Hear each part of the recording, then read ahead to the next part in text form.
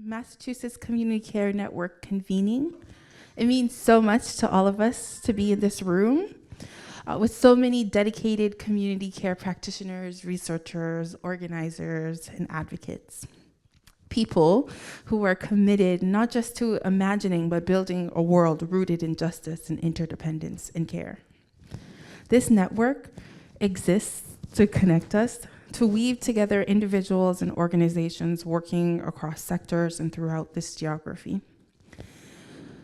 People who believe that another way is not only possible, but necessary. We are here to strengthen a growing ecosystem of people committed to creating alternatives to punishment, extractive and violent institutions that dominate so much of our society today. Before we begin, it's essential that we ground ourselves in where we are. We are gathered on stolen land.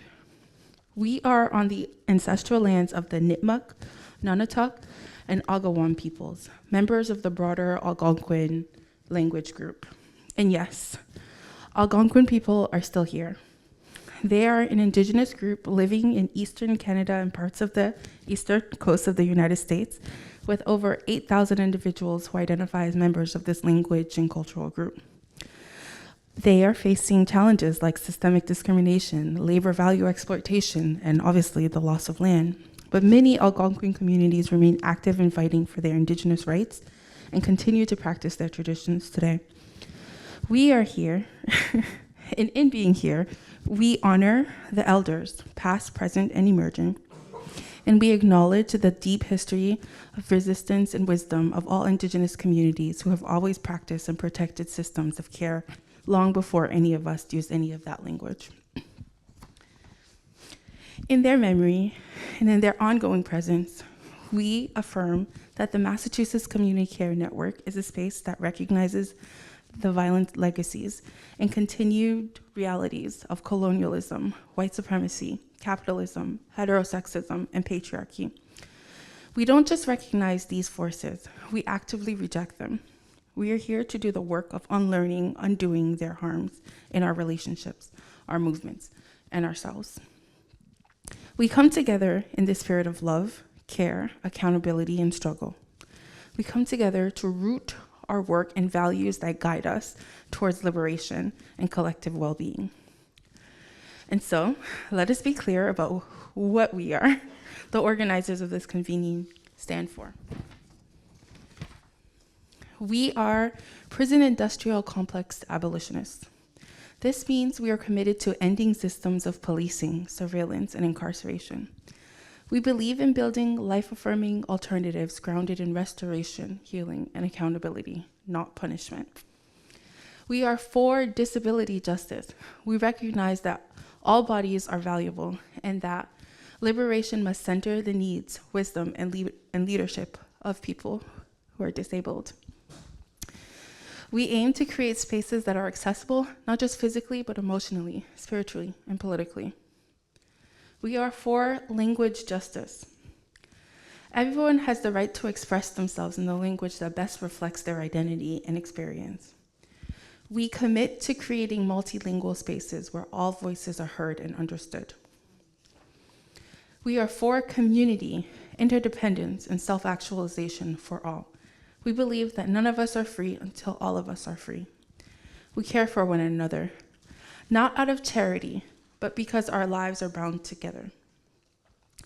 This is a space where hatred, discrimination, and hierarchies of human worth have no home.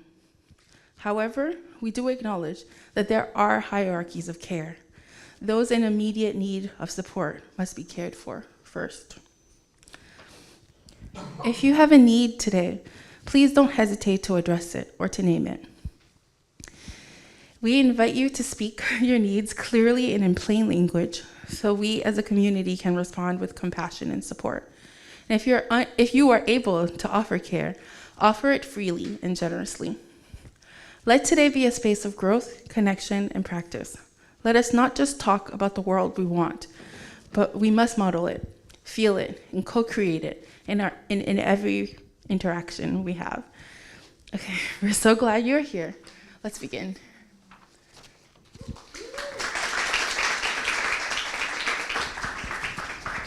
I want to invite Ebony to help us. Thank you. Peace and love, everybody. Happy Saturday. I just want to ground and center us and activate the liberation energy in the room. So I invite you all to, I want us to take a couple of deep breaths together and just ground and center. And I'm going to play this quartz crystal singing bowl, which amplifies the intention. And it's also a master healing stone. So it heals our energy body, the whole energy body, while it's played. So I just invite you to call on your higher power, your divine team, however you see that, and ask for all divine assistance in helping us to release all energies that no longer serve us in our highest and best good. And when I say energies, I mean people, places, things, belief systems that are causing us harm and dysfunction.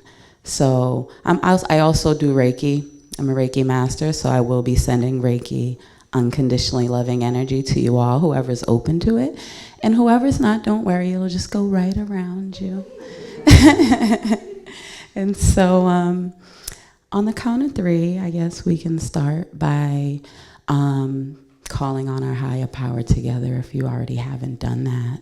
And imagining rainbow healing light coming right in through the top of your head at your crown chakra, traveling down and out through every atom and cell in your body, clearing and cleansing all toxic energies from your body and activating your divinity. And imagine those energies just traveling out through the soles of your feet and the pores of your body on every exhale.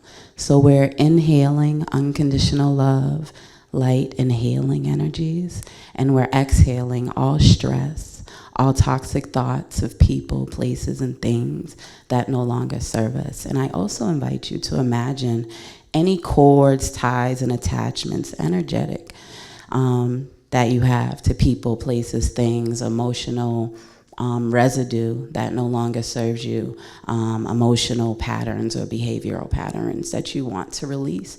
Just imagine them breaking off as you release all these toxic energies. And I'm asking all of our divine teams and the source of all creation energy to assist in this process and to protect this space and to just flood unconditional love and light and healing energy in. And so 1, 2, 3, we're going to breathe in through our nose and out through our mouths with a sigh or with a sound. And just be curious about where you feel these sounds in your body.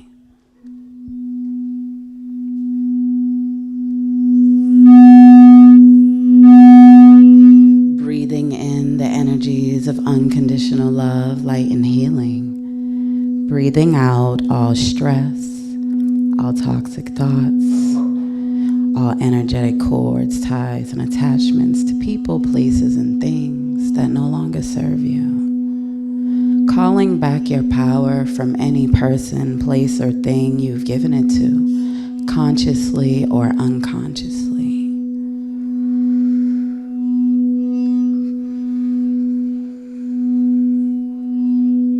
Noticing any colors that come to you.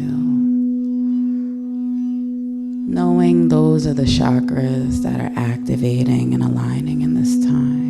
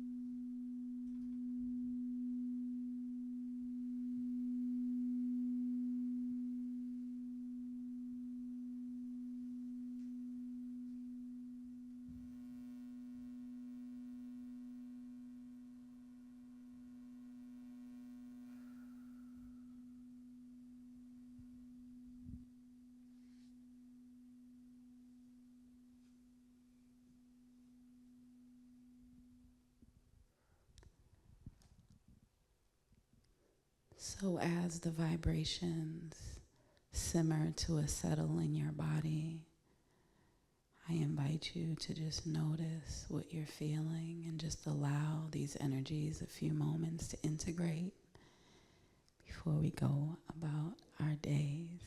Thank you.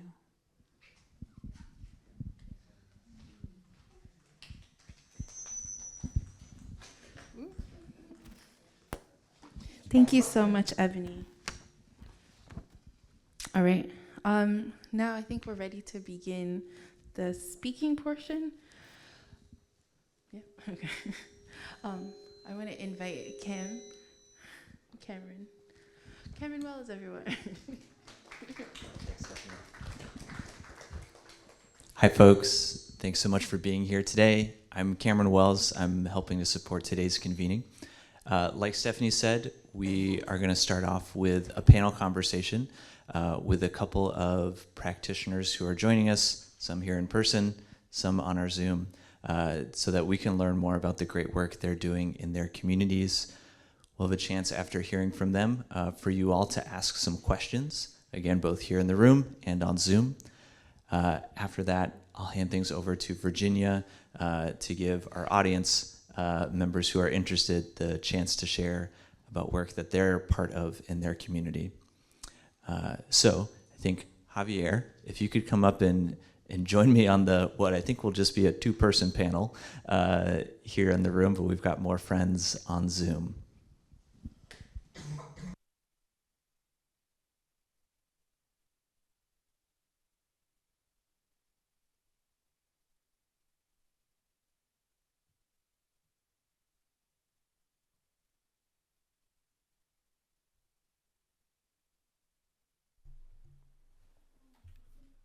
Okay, now it's an official panel that we're sitting down in, like we're at the UN or something like that. Oh, yeah. Great. Folks, how's sound? Everybody able to hear us? Folks on Zoom, hopefully you can hear us when we talk into these mics. I'm going to take that as a yes, and I'm watching the screen, though. If any problems pop up, maybe if someone can just hop on video or put in the chat so that we can see it. Great. So I'm going to start, folks, with... Great. Sorry, just saying the sound is great on Zoom. Awesome. Thank you so much. I'm going to start, folks, with some introductions of our panelists that we're really grateful to have some time with this morning. Starting here to my right in our space today, Javier Luengo-Garrido of the ACLU of Massachusetts. Javier is the ACLU of Massachusetts Deputy Field Director for Regional Engagement. He joined the ACLU in 2017, coordinating the Immigrant Protection Project, where his role was to support immigrant families and coordinate access to regional resources and family preparedness documents. During this time, he and a team of local attorneys also worked on the parole and bond cases locally and at the southern border. Currently, Javier's work focuses on multiple issues across the ACLU organization, spanning immigration, racial justice, police accountability, technology, and civil rights. And he also works on municipal and statewide advocacy and campaigns. Javier, thanks for being here. Thanks for having me. Yeah.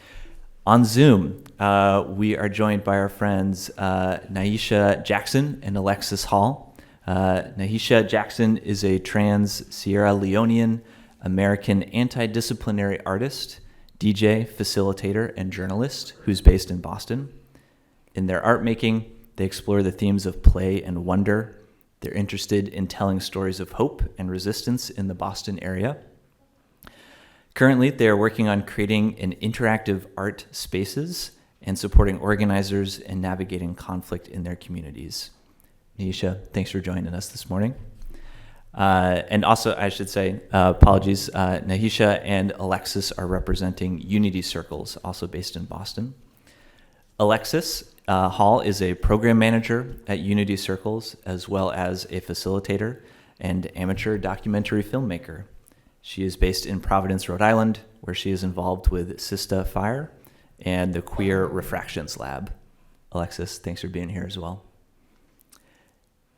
And last but not least, also joining us on Zoom is Tanisha Arena of A Call for Change and Growing a New Heart, Western Massachusetts. Tanisha is a Black woman in community leadership as the executive director of Arise for Social Justice, occupying the world's messiest intersection, the space where race, gender, culture, identity, politics, history, and the law all collide. She is a commissioner on the Massachusetts Commission on the Status of Women, advocating for the needs of women and girls across the Commonwealth. She has a passion for social justice, authentic leadership, and speaking truth to power. She's also the host of the award-winning podcast Unapologetic, bringing the hard truths of social issues to the forefront, connecting past to the present, as well as a consultant/trainer for Growing a New Heart and the Sojourner Truth School. She is a published author, public speaker, and freelance writer, but says that her best role is being the Graham to Penelope, Jalen Jr., and Kyle Jr. Tanisha, thanks for being here with us this morning as well. Folks, I'm going to start by opening up with a pretty simple question to get us started, and if we can go kind of one at a time, I might start, at least for right now, with Javier. A question we'd love to know about is, could you tell us about the work that you're doing in your community right now, and what are some of the most pressing or immediate opportunities that your work is responding to? Can we start with you, Javier? Yeah. First, thanks. Good morning, everybody. We're going into uncharted territory in relationship to the new administration at the White House. And always when I start talking about my work, I start saying that I grew up, my first 10 years of life in Chile were under a dictatorship fully funded and trained by the US. Half of my family is in Chile, in Argentina.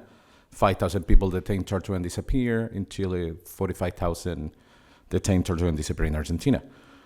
Fully funded, fully trained by the US. And this rings truthful even more so now. And the reason what I'm saying is, for example, in the last 2 weeks, part of my job has been people, immigrants coming back to the country. We're talking about green card holders being detained at the port of entry in airports and kidnapped by Border Patrol, which means that they are being taken to secondary and they disappear for 48, 56 hours. And they had been looking for, and what they are trying to do is pretty much trying to deport them immediately so they don't have to deal with any deportation proceedings.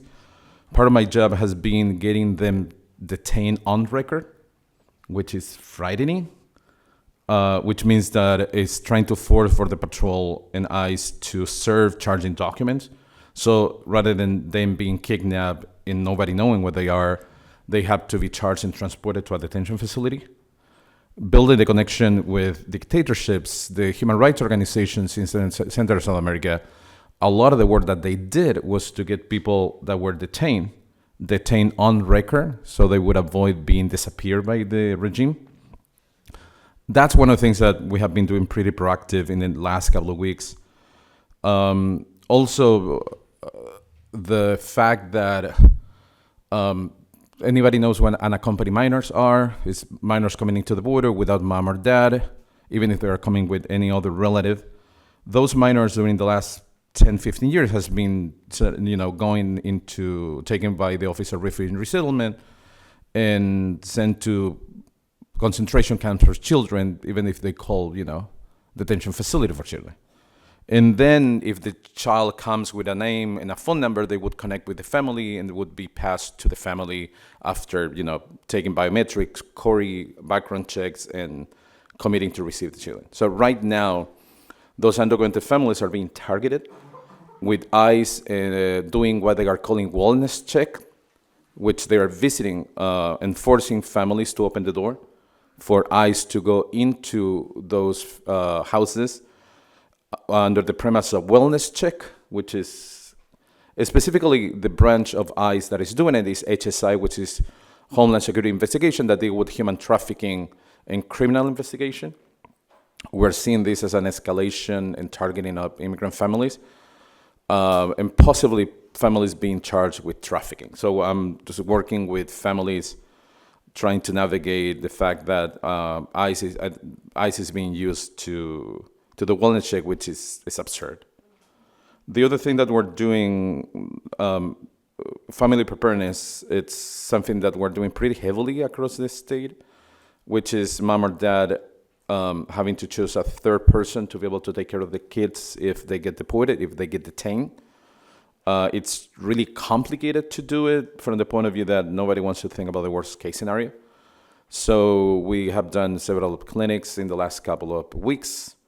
And yesterday I did my third presentation and workshop with a graduate student at UMass that had their visa revoked.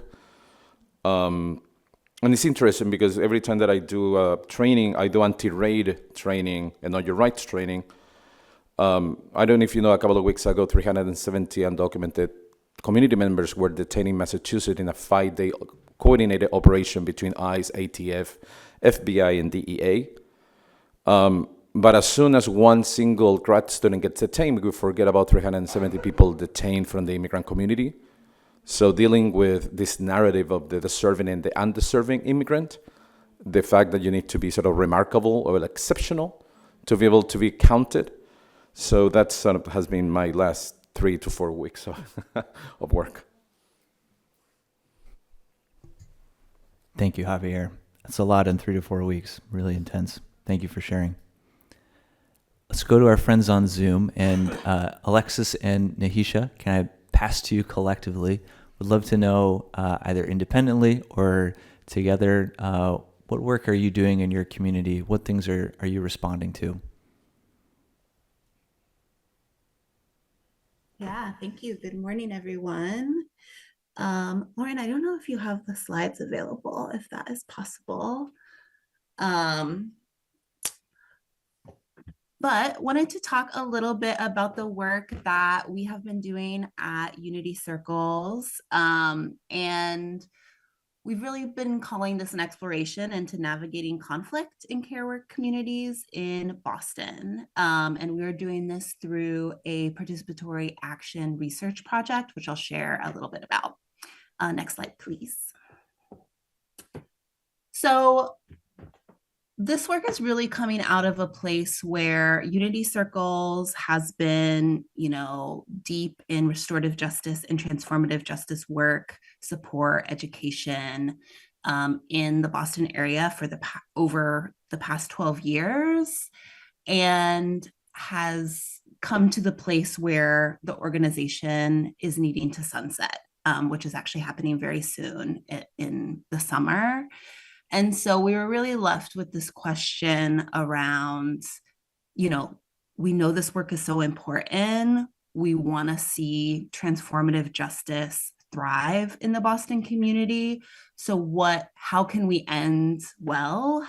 What can we do to, leave the ecosystem with any sort of data or resources that can help continue the thriving as we kind of move into this next stage without Unity Circles being, a formal organization. So we set out in early January to start a participatory action research project. And some of our goals here, we really wanted to, identify what the needs and gaps are related to conflict, highlight, what is already existing, what is already working, get a better picture of the transformative justice ecosystem, but really start to build in more unity and collaboration. And then ultimately thinking about what are the resources that the community is articulating that would be actually helpful to continue transformative justice work in the community. Next slide, please. So our research, we are a group of about 5 researchers. There's Nahisha, and I know Gabe is also on the Zoom as well. And we've also been partnering with some of our, community partners to support us in this research as well. And so our research question has been, how do care workers in Boston navigate conflict with each other? And then also, what is needed to sustain a more transformative justice aligned approach to navigating conflict among care workers in Boston? And you can see here what our definition of care work has been for the purposes of this research. But through our research over the past couple months, we did a combination of surveys, in-depth interviews, and focus groups.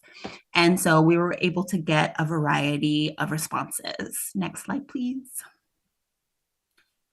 We talked to over 68 respondents, and you can see here the next couple slides are just kind of demographics. We have a pretty wide range of ages, and then this is self-identified race, ethnicity, and then different folks from different tenures. We thought that was important to think about, like, how long have people really been in this work, and how does that maybe affect some of the responses that they've gotten. Next slide, please. So I will admit that we are still very much in the process of this. We are still in our analysis phase. We are not to the point where we have conclusions yet, but some of the things that we have been looking at in our analysis phase are really these three areas of what has been helpful to folks already in navigating conflict within care work communities. Also, what has been challenging? Well, what are the specific challenges that are coming up for folks? And then getting a sense from folks directly around what kind of support would you want to better navigate conflict within care work communities. And so we're just in the beginning stages of this, but wanted to share out some of what we're seeing. Next slide, please. We started with looking at what the challenges have been around navigating conflict, and we're starting to see some of these themes emerge. So folks talking about the sense of urgency and difficulty prioritizing turning to conflict when we all know there is such dire crises, multiple crises going on right now that folks are responding to, and so trying to understand that balance. Also things like lack of trust and resentment. We saw a lot around avoidance and grief, and even grief as we're all coming in with so much grief, and how does grief, when we don't make the time to process that, how does that actually potentially lead to more conflict within our communities? And then a huge piece has been folks articulating just the lack of capacity, being stretched thin, whether that is in time or people or resources, knowledge, and thinking about how does that lack of capacity affect the sustainability of the organizing and the care work in a long term is something that we're hoping to dive into more through our research. I'll pass it to Nahisha to talk about just a few of the things that we've seen from the data. Yeah, so the next slide, please. So we're gonna go, or the next few slides are gonna have some quotes that are from people who we interviewed or were part of focus groups that kind of illuminate some of the themes that Alexis was talking about. So this quote, I'll kind of give people some time to read it out for themselves.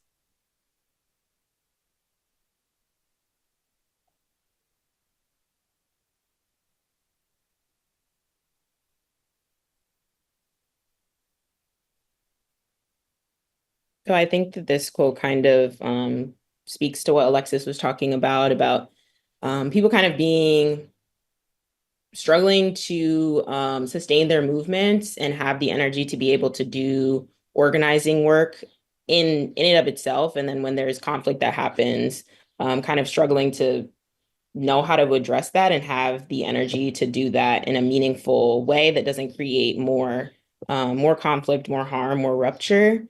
So this was definitely one of the themes that we have been seeing in our data. Next slide, please. I'll give people a chance to read it.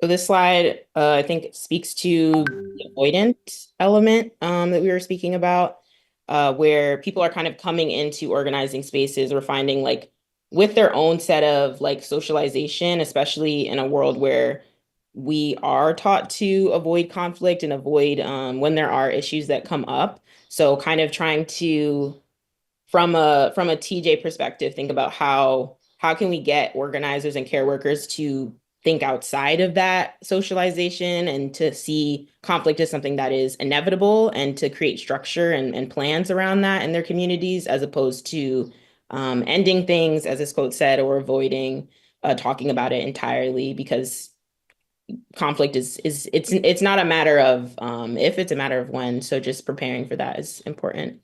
Next slide, please.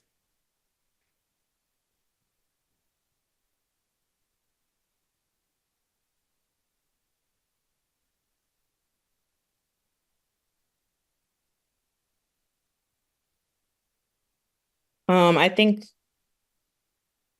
oh, okay. Yeah, we can go to the next slide. I'm not sure about time too. So if I need to wrap up, somebody can let me know. You're doing actually, great. could you read these quotes aloud just for folks in the studio who might not be close enough to the screen to read them? Got you. Okay. I think maybe starting now. Okay. Capacity to build systems proactively has been a major challenge. It's often the same people who are holding down care work and mental health work and supporting folks in crisis who are also called in to support with conflict. So I think that this quote really talks about kind of, it's similar to the first one that we talked about, but it's difficult for people to figure out who is actually going to be helping to navigate conflict when it does come up, because people are oftentimes stretched thin to begin with. So it's hard to call on the same people who are already burnt out and exhausted to then take on the load of figuring out how to repair things amongst organizers and care workers. Next slide. So in terms of support for us and this sort of convening and the purpose of it, so we are still in the analysis phase, as Alexis said, but we are kind of in the phase of brainstorming right now to figure out how we are going to disseminate this information and data in the end. So we're thinking about like zines, some kind of resourcing sharing, some kind of database of some sort to collect people, practitioners, TJ practitioners who would be able to support organizers and care workers to meet some of the needs that are coming up in our data and our collection process. Something else that we also talked about was finding ways to be more interconnected in the Boston area with other care workers and organizers. We talked about how everything feels very siloed and it's hard to sort of build out networks and connections in that way. And people are not always knowledgeable about what is going on in the Boston area. So trying to find ways to do that and build out our networks for sure. So once we have our sort of physical or digital materials that sort of encompass everything that we have been working on for the past couple of months, then I think it would be very helpful to have people who are part of this convening to share out and also to digest and metabolize some of what we've been talking about for themselves and their own communities and people. So that's all we have for now, but thank you. Thank you so much, you two. That's really thoughtful and critical work. That quote about carrying around the rock that is grief is going to stick with me. That's really powerful. I wonder really quickly, just as a clarifying question for my own understanding, the kinds of conflicts that your work is studying, are these personal conflicts that come up between care providers, frustrations, or like difficult personal situations? Could you share some examples of what are the kinds of conflicts that are taking so much energy from care workers?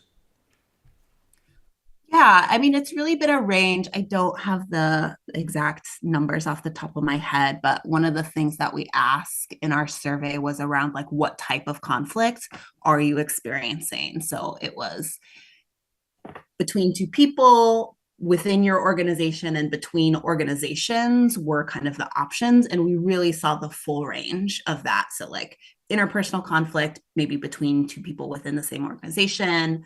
And then you start to think about like, what are the like within the organizations, like group conflicts or like, power dynamics, things like that. And then when we think about maybe more like coalition spaces where orgs are coming together and actually seeing conflicts like between different folks trying to maybe work together, things like that. So it really is across the board.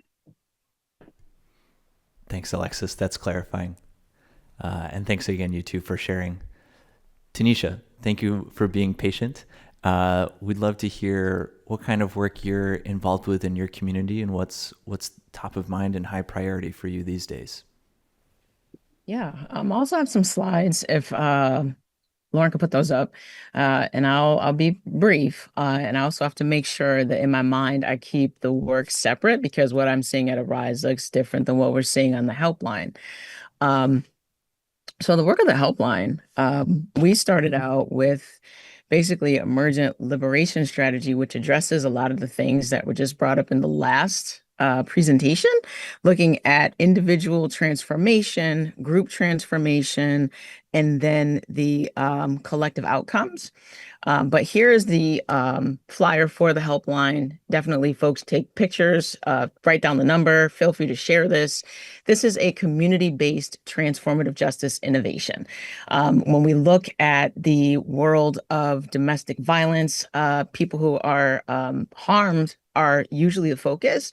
But if we're doing prevention work, doesn't it make sense to look at the people who are causing the harm and offering them a way to have transformation? So this is what the helpline is.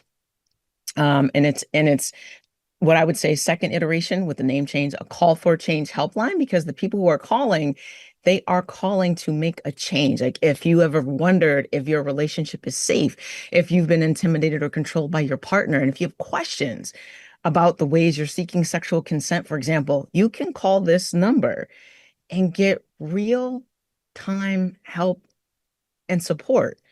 It's confidential, it's anonymous, like for real, confidential and anonymous. If you want to call and say your name is Pancake, okay, we're going to call you Pancake.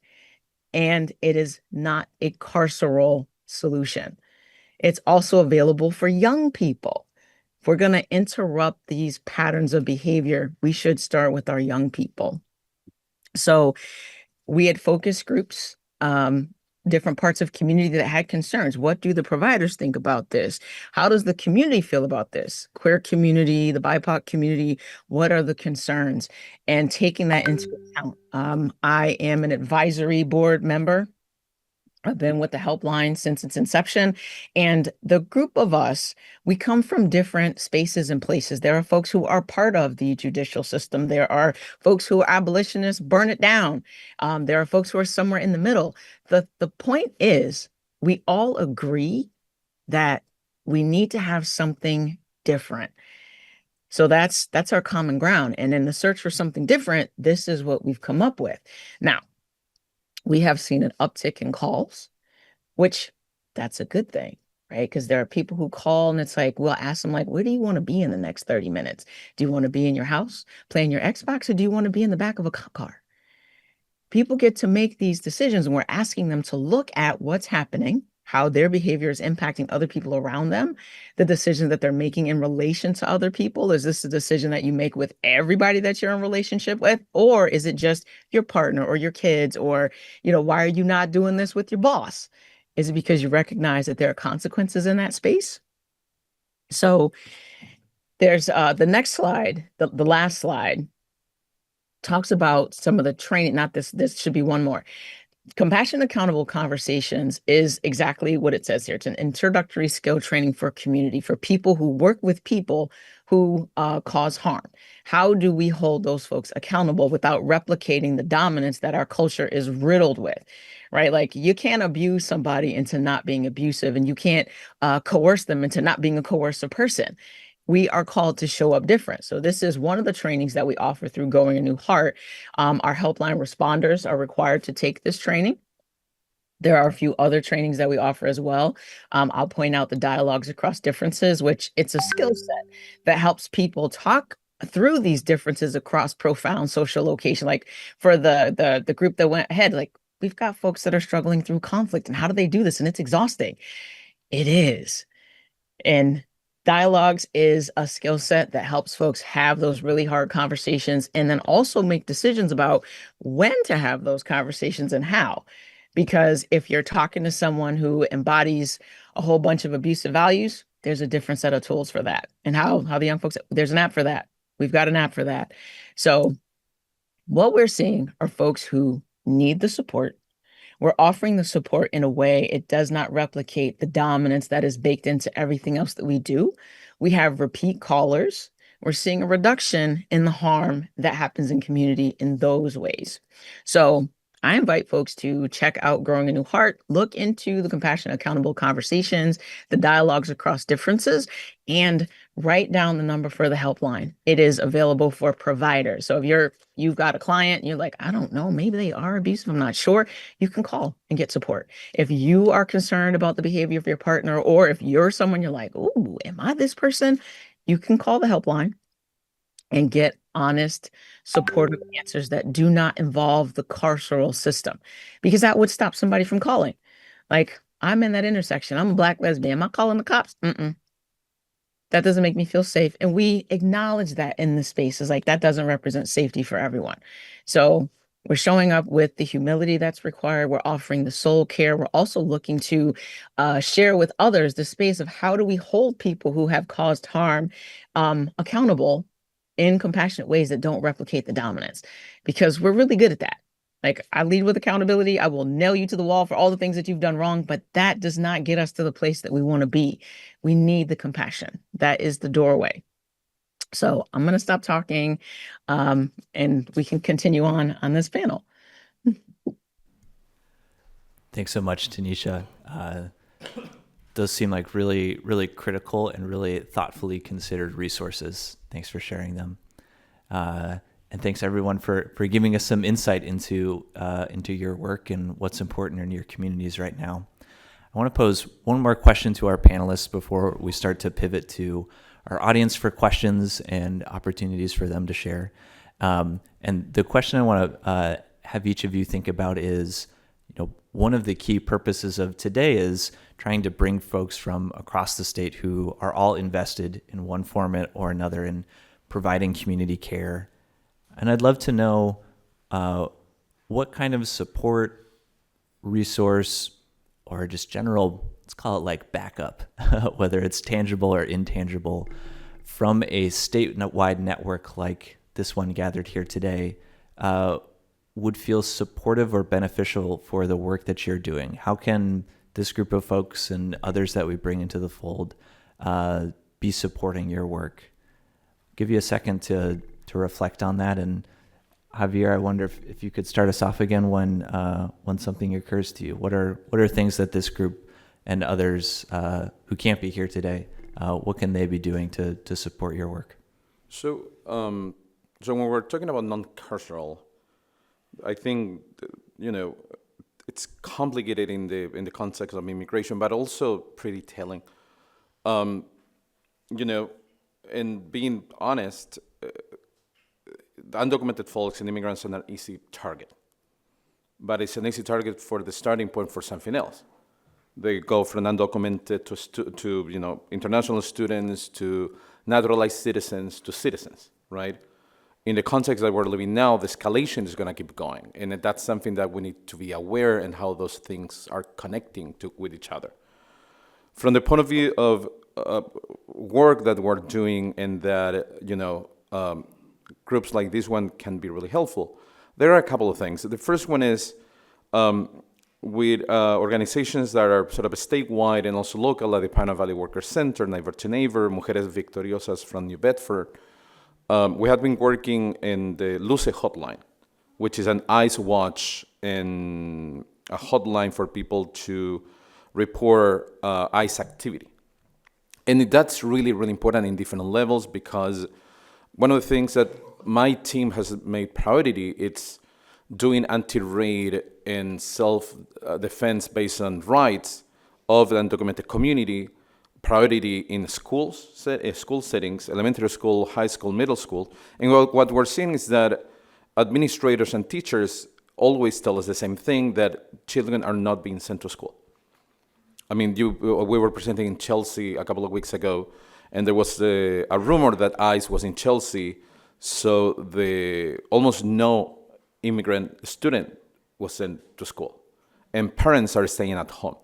And the reality is that the massive amount of those reports are false, and are false and are out there because by design, they want to create fear. It's easier to target a community that is fearful, a community that is isolated, in a community that doesn't want to be seen. So the Luce hotline and the ICE Watch, what it does is confirm or throw light into situations that are not true. We have seen ICE in Sunderland recently that was confirmed. We had massive amount of detentions and some activity in Pittsfield, also Springfield. Being able to be part of that, being able to use the ability of networks that are embedded within the community to be able to do that is massive. Before this coalition started doing the hotline and the ICE Watch, between a report and somebody showing up was 45 minutes to an hour. By that time, nobody was there. We had been able to cut the time to 10 minutes to 5 minutes. So that, and the beautiful thing is that the organizations, what they do after, if there was an ICE operation or not, they canvass the community where that happened, building relationships and understanding who is living there, and for people to protect themselves if that was the case, that they are undocumented or they are possible targets. So seeing the commonality of different networks and partnering each other, I think that's one. The other is, is this being recorded? Okay, you're gonna get a different version of me. My organization, it's doing a bill that is called Dignity Not Deportations. We normalize undocumented folks being caged, even though we're talking about a civil infraction, right? And the other civil infraction that I can think that somebody would be caged would be being held in contempt, being disrespectful to a judge, but we don't really care for undocumented folks because, poor people and people of color. The ACLU with other partners, we wrote this bill to end the caging of undocumented folks, sponsored by the state of Massachusetts. The last detention facility in Massachusetts with an ICE section, it's Plymouth County Jail. We used to have one in Franklin County Jail. ICE it's really easy for ICE to have to drive, an hour and a half to 2 hours round trip to detain community members and drop them, cage them, and go back to the community to keep targeting. We should stop that. We should use this sort of non-carceral networks and coalitions to see the commonality, and that the fact that, I don't know if you know, but in immigration court, if I'm detained or have an immigration case, I have the right to an attorney as long as I can pay for one. I'm not going to get an attorney assigned to me, which means that you're going to have a tiny Guatemala lady with 3 kids in front of an immigration judge, and with opposite counsel, a full-fledged ICE attorney. So we need to tackle what is detention. And detention in the Trump administration is going to take many forms, and that forms are going to escalate, and wouldn't be far-fetched to think that citizens and people who are speaking against the system are going to be targeted in some point sooner or later. Thank you, Javier. Really important work happening, and I'm taking notes on how we can support dignity, not deportation, contributing to that ICE activity hotline when we have information. Thanks for sharing those opportunities. Thanks. Mm-hmm.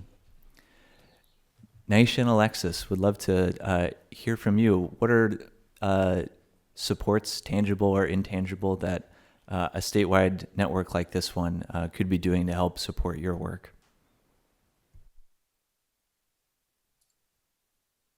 You want to start, Nahisha?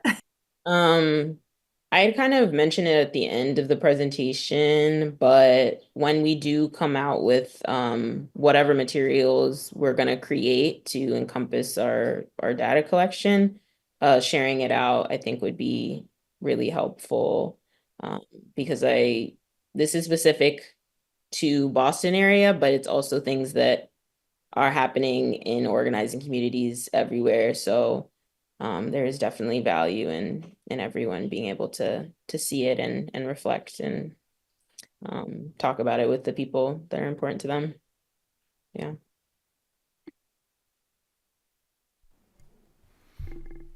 Thanks, Nahisha. I think you can count us all as people who will be excited to receive and share that work when it's ready. I'm sure we can find a way to make sure that gets shared with all the folks who are here today. And thanks again for doing that work. Tanisha, same question for you. What could the statewide network be doing to support your work and your community? I would say supporting the work. It's panels like this, us being able to interact with each other and not be siloed. We're all carrying heavy loads in this work, but the load doesn't have to be heavy if it is shared. That is one of the things, it's by design that, we're out here isolated and feeling like we have to do all these things by ourselves and we are exhausted. So the more that we can connect with each other, share our resources, share our knowledge and community building and look out for each other, that is always going to be helpful. I've been saying the government's not coming to save us. It has never come to save us. If you are any marginalized, othered identity, it's not for you. So it's not for us. So we have to be for each other across all of the differences that we have, because our commonality is we're on the same team. Like, this is a class war that's happening, whether we're talking about immigration, whether we're talking about a war on poor people, all of those pieces. So it's team billionaire versus everybody else, and we're on team everybody else. So keeping that at the center and showing up for each other. If it's, hey, I'm going to say that the ICE folks were over there. Hey, I'm going to make sure that we have, a community garden. We're feeding folks in our community. We're having plans to support each other. That's going to be helpful.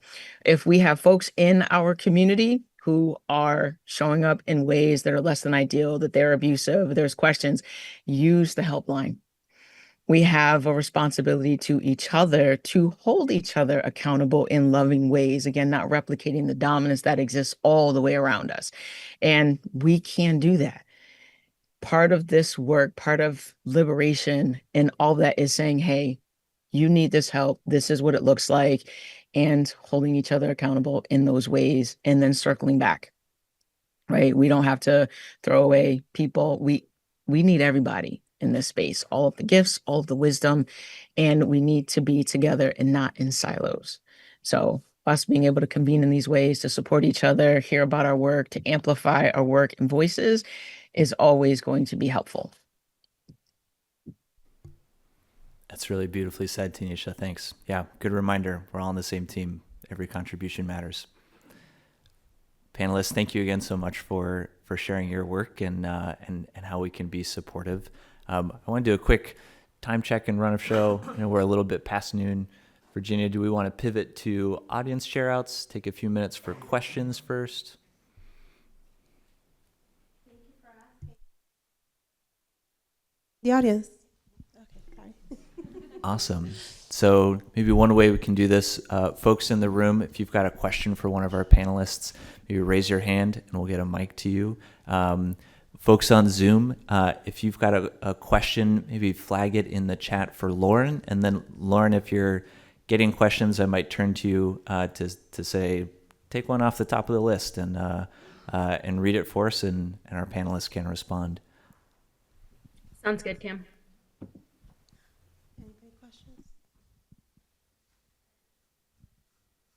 Okay.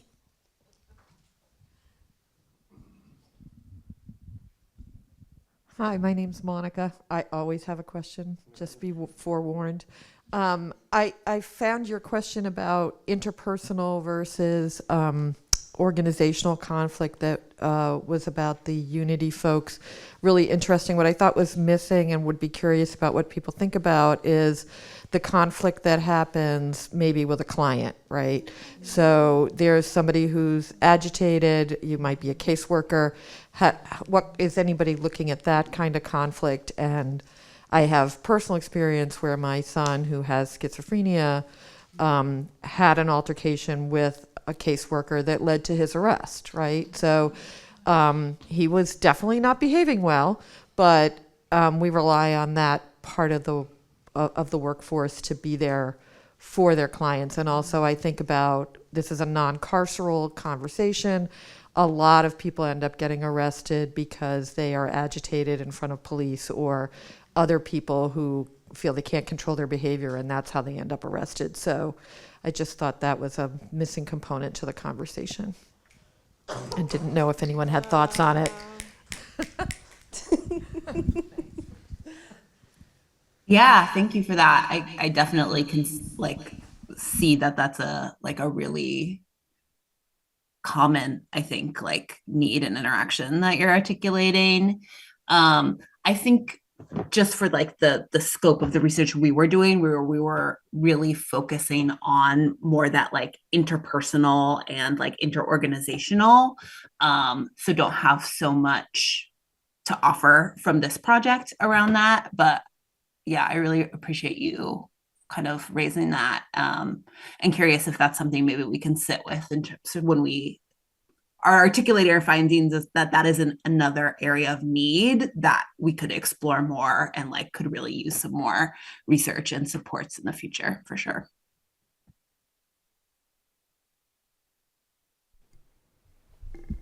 Thanks for the question. Lauren, can I turn to you briefly? Any questions from our Zoom audience? Not yet, but good reminder if anyone has a question to throw it in the chat right now. Thanks. I think I see a hand back here in our room. Hi, Tanisha, specifically for you, kind of how do you deal with that incessant Western Mass kind of whinging about liability? Because it is the whole thing here, right? And then kind of a second part to that question is, how do you deal with the reality of our area too, of everybody wants you to try a thing and then people don't support it once it's in action. People will walk you across a plank. So I guess, how do you think about the liability piece of it, and then the kind of pendulum swinging on support from the community? Oh, that's a good question. In terms of the lack of liability, I'm the accountability person. That is the foot that I naturally lead with. So if someone is trying to skirt their accountability or the liability, I'm the person that's going to catch it. And I name the thing in all of the spaces. Folks who know me on Zoom, my face makes faces when somebody says something, and I'm just like, I know you're not serious, right? So calling someone out on the things. We are in Western Massachusetts, and everybody thinks that, oh, it's so progressive, it's Western Mass. I'm like, no, their racism is just we got pretty foliage and stuff, but it's still here. And we have to talk about that if we're going to actually get anywhere about it. So I name the things in the spaces. I'm the person who will take the risks and naming that they're a risk. And I will also name that it's easier for me because my day job is a radical organization. We're naming the things and protesting against the things all the time. So I'm not someone who's showing up in a space that has to worry about, oh, somebody's going to call my job and they're going to get me fired. There's no manager that you can call, even though you're mad that I've said your white supremacy and racism is showing. So I rock with that. And it does change the way that people engage, because they realize oh, I can't necessarily pull these tricks in this space, which we want that. Or they double down on their racism and other bad policy things. And then we get to see them clearly for who they are. And then it's our responsibility to move accordingly. Oh, this is what you want to do. Okay, bet. Now, as for that walk in the plank business, I'm not a plank walker. So you're not about to hang me out to dry. We can talk about the things. And also part of that naming, you want to keep recycling ideas that don't work so that you can check a box and say that you've done a thing. we have a really big problem across our sector with that very thing. It's one of the tenets of white supremacy. Like, we're going to do more research and we're going to look at this thing. You already know the answer. You don't want to do the thing that would solve the problem because you're heavily invested in the problem. So I rock with the people who are willing, who want to build something different than what we have. Growing a New Heart works with the willing. We're not forcing anybody because, again, you can't force somebody to doing something that's not how this works, right? And it's not my job to convince you. If you want to come along because you know in your spirit that there's got to be a better way of doing this, then the people will come.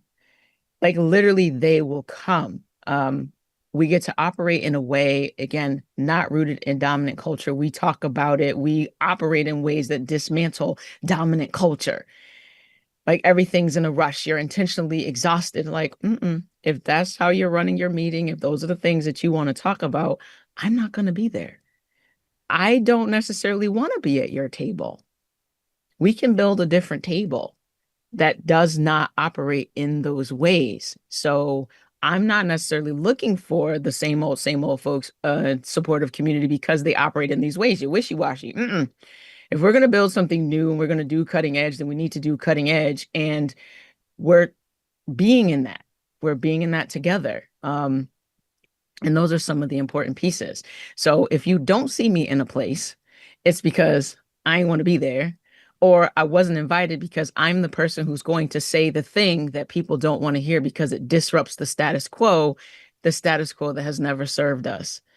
So I hope that answers your question.